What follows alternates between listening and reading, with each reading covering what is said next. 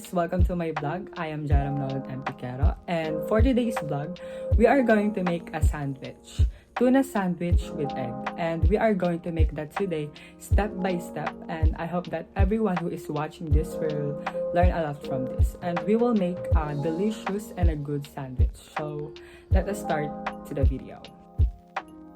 So these are the ingredients that we need to make a sandwich: tuna, bread, mayonnaise, egg, cabbage, apron.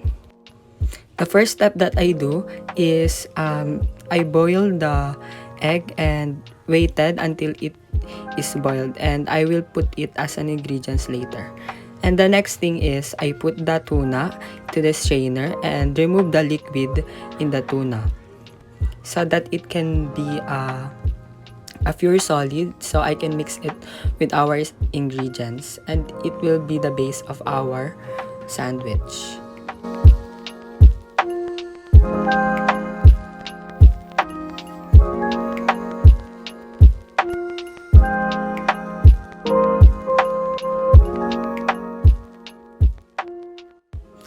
The next thing that I do is I grab the mayonnaise and put it on our tuna, and after that I mix them together.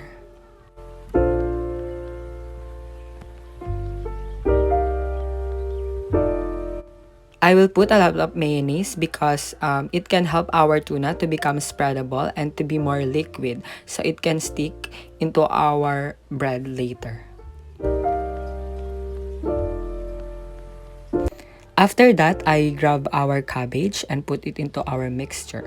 I want to add cabbage in our sandwich because cabbage has a lot of good nutrients and good vitamins that can help our sandwich to become more healthier and more good to the people who will be eating our sandwich.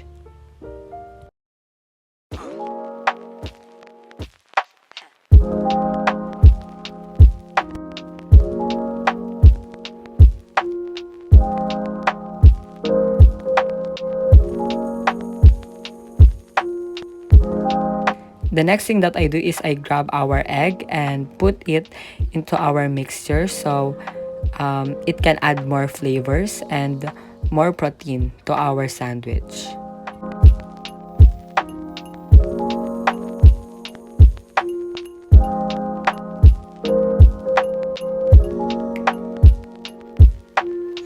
I also put some sugar into our mixture to add some sweet flavor to our sandwich.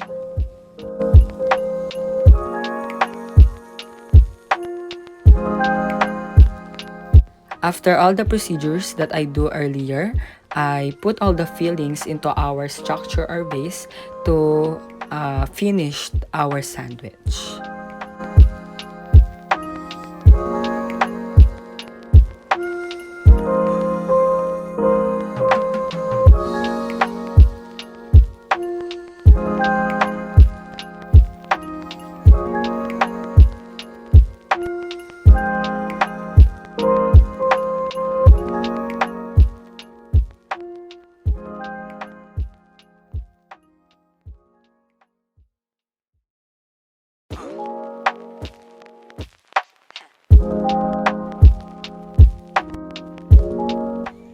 So that's me being excited to our sandwich. All I do in this part is to finish our sandwich and arrange it a little bit.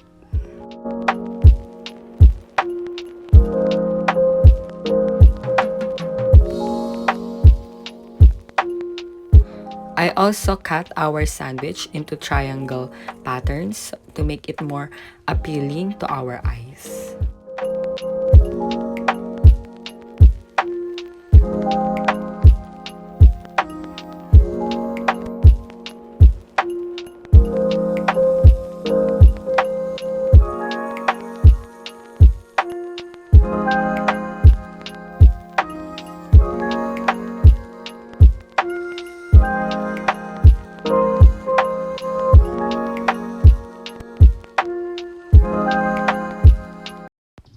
So this is our final product, and I hope that you like my little decoration that I put in our sandwich.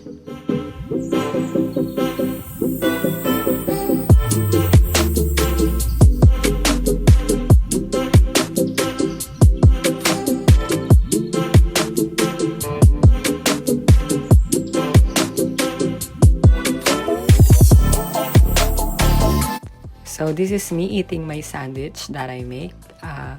I eat so gross, but I really like the taste of our sandwich.